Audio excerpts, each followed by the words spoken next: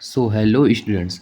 आज का हमारा टॉपिक है मोललता यानी मोलैलिटी, जो कि क्लास 12th केमिस्ट्री के चैप्टर 2 विलियन सॉल्यूशन का एक टॉपिक है, जो कि एग्ज़ाम के पॉइंट ऑफ व्यू से काफ़ी इंपॉर्टेंट है, जो कि अक्सर 2 या 3 मार्क्स का पूछा जाता है। और इसके साथ हम एक आज क्वेश्चन भी देखेंगे जिसका नाम है शुद्ध जल की मोललता का वर्णन कीजिए। तो कभी कभी ये इसके साथ भी पूछा जाता है। तो शुरू करेंगे। मोललता: 1 किलोग्राम विलायक में घुले विलेय के मोलों की संख्या को विलयन की मोललता कहते हैं। बहुत ही आसान सा परिभाषा है।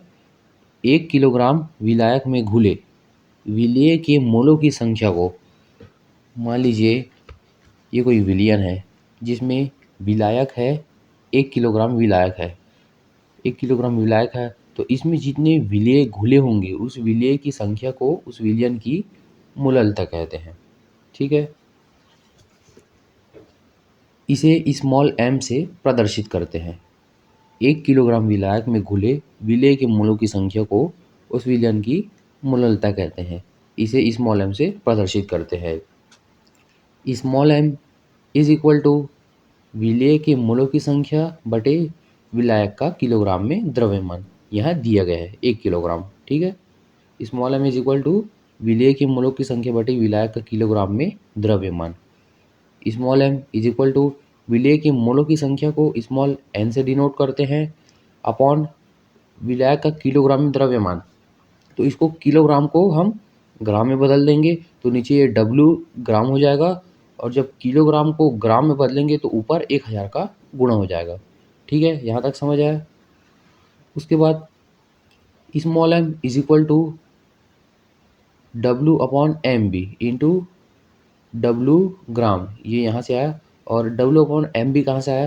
तो ये इसका एक फॉर्मूला होता है small n is equal to W upon M. तो n के स्थान पर यही W अपॉन एम रख देंगे इंटू 1000 का 1000, ये जैसा है यहाँ वैसा ही आ जाएगा। तो यहाँ हो जाएगा small m is equal to W upon M B into W gram गुणित 1000। तो अब देखते हैं कि किसको क्या क्या बोलते हैं। तो स्मॉल w छोटा w है विलेय का भार, ये विलेय का भार, एम बी विलेय का अणुभार, और ये कैपिटल W है वो विलायक का द्रव्यमान। ठीक है।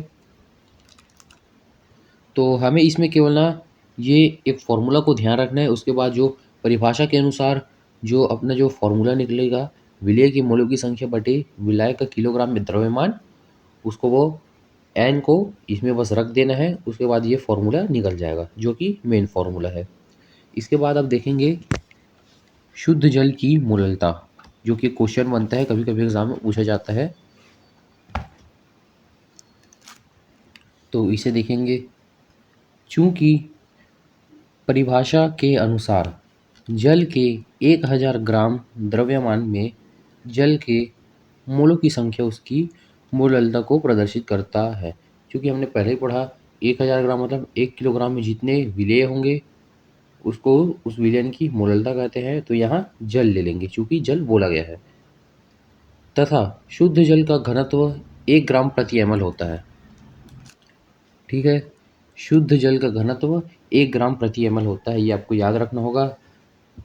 अतः जल का द्रव्यमान निकालेंगे तो जल का संपूर्ण द्रव्यमान हो जाएगा 1000 गुणित 1।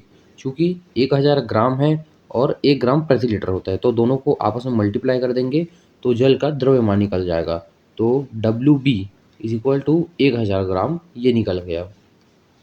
इसके बाद H2O का द्रव्यमान यानी जो जल का है, जल का जो अणुभार, अणुभार कहने का मतलब है यहाँ अणुभार लिख लेंगे। अणुभार MB इज इक्वल टू 18। आप यहाँ 18 कैसे आया? यहाँ H का मान होता है 1, यहाँ 2 दिए हुआ है, ऑक्सीजन का होता है 16। तो इन तीनों को आपस में जोड़ेंगे, तो जब इन तीनों को आपस में जोड़ेंगे तो ये हो जाएगा 18। और उसके बाद WA इज इक्वल टू 1000 दिया हुआ है। तो ये जितने भी मान है उसको अपन एक फार्मूला में रखेंगे, जो कि इससे पहले जो फार्मूला निकाले ये वाला formula small m is equal to W upon M B into W into gram into 1000, ये वाले फॉर्मूला में रख देंगे इसको। तो फॉर्मूला में रख देंगे small m is equal to 1000 बटे 18 गुणित 1000 गुणित 1000। तो यहाँ 1000 से 1000 कट जाएगा, बचेगा 1000 बटे 18। तो small m is equal to 18 को 1000 को 18 से जब भाग देंगे तो ये बच जाएगा 55.6 molar molal. Small m is equal to 55.6 molar, ये आपका सही उत्तर आ जाएगा। तो ये भी एग्ज़ाम में कई बार पूछा जाता है। तो आज की इस वीडियो में हमने देखा मोलैलिटी, जो कि बहुत इंपॉर्टेंट टॉपिक है, 2 या 3 मार्क्स के अक्सर पूछा जाता है। तो अगर वीडियो अच्छी लगे तो वीडियो को लाइक करें और चैनल को सब्सक्राइब करें।